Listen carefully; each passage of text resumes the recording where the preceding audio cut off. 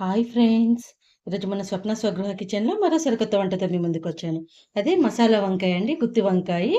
అది బ్లాక్ వంకాయతో చేయొచ్చు. ఇటువంటి లేత గ్రీన్ వంకాయతో కూడా చేయొచ్చు.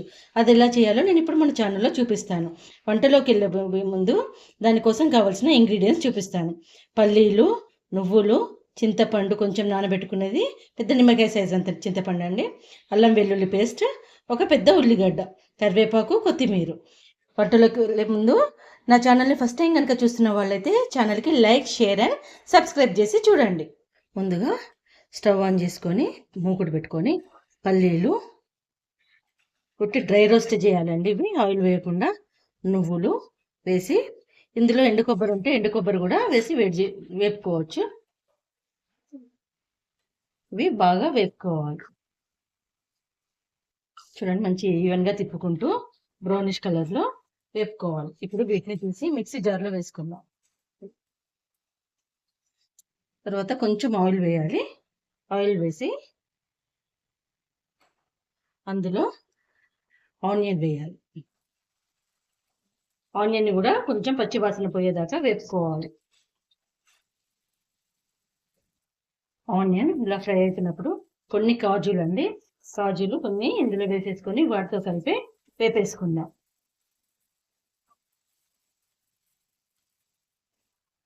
ఇలా వేపిన కాజులను, ఆనియన్ని తీసి మిక్సీ జార్లో వేసేసుకుందాం.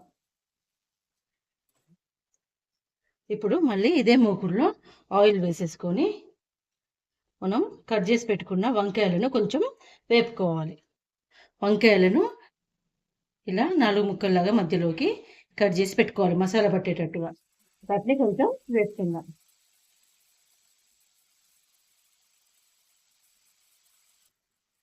చూడండి, ఇట్లా తిప్పుకుంటూ ఈవెన్గా కలుపుకోవాలి.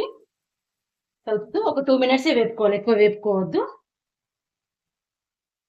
చూడండి, ఇలా కలర్ చేంజ్ అయినాక తీసి ఒక పక్కన ప్లేట్లో పెట్టుకుందాం. ఇవి చల్లారే వరకు ఈ కలర్లో వేపుకోవాలి. ఇలా వేపుకుంటే లోపల కొంచెం మెత్తబడుతుంది. మనం మసాలా పెట్టుకున్నాక చక్కగా ఉడుకుతుందండి లోపలికి. మిక్సీ జార్లో మనం ఇందాక వేపి పెట్టుకున్న పల్లీలు, నువ్వులు, కాజు, ఆనియన్ వేసుకున్నాం కదండి. అందులోనే ఉప్పు, కారం ఉప్పు అనేది ఎవరి టేస్ట్కి తగ్గట్టుకు వాళ్ళకండి. నేను 1 స్పూన్ వేస్తున్నాను కారం. తర్వాత అల్లం వెల్లుల్లి పేస్ట్. వంకాయ కూర, మసాలా వంకాయ అనేది ఒక్కొక్కరు ఒక్కొక్క పద్ధతిలో చేస్తారు. నేను చేసే పద్ధతి నేను మీకు చూపిస్తున్నాను. చాలా ఈజీ ప్రాసెస్ అండి. తర్వాత 1 స్పూన్ ఉప్పు. మనం నానబెట్టుకున్న చింతపండు కూడా ఇందులోనే వేసేసేయాలి వాటర్తో నట్టుగా. కొంచెం మెంతి జీలకర్ర పౌడర్, పసుపు, కొంచెం పసుపు వేయాలి. తర్వాత హోల్ స్పైసెస్ అండి, షాజీరా, లవంగ, ఇలాచి, మిరియాలు, కొంచెం పట్ట అన్నీ కలిపి వేసేసి ఇది మిక్సీ బట్టి పేస్ట్ చేసుకుందాం.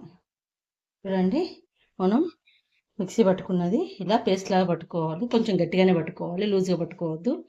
తర్వాత ఈ వంకాయలలో ఈ ముద్దనంతా పెట్టేయాలి. ఇలా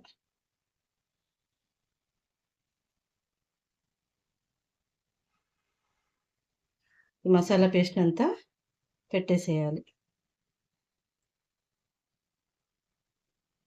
మనం ముందు వేపుకోవటం వలన ఈ వంకాయలు అనేవి చూడండి కొంచెం మెత్తబడ్డాయి. తొందరగా కూర అనేది మనం వేసుకోగానే అయిపోతుంది. 5 నిమిషాలలో కూర రెడీ అయిపోతుంది.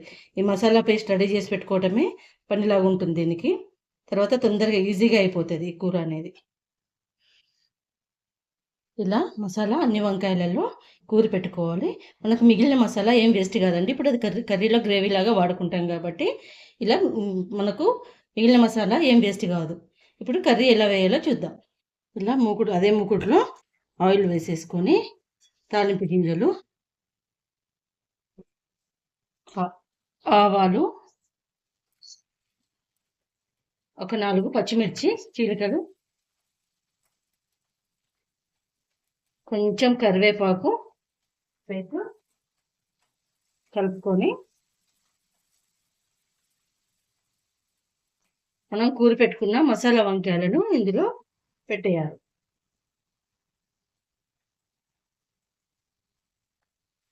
ఇప్పుడు దీని నుంచి పైనుంచి నాకు మిగిలిన మసాలా ఉంది కదండి, అదంతా ఇలా వేసేయాలి.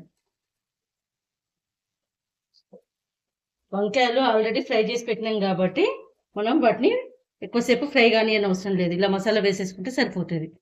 ఇప్పుడు ఒక 2 నిమిషాలు మసాలాతోటి ఉడకనివ్వాలి. ఒక్కసారి మధ్యలో ఇలా కలుపుకుంటూ కొంచెం మసాలాను కొంచెం పచ్చివాసన పోయేదాకా, ఈ ఆయిల్ బయటికి తేలేదాకా ఉడికించుకుందాం.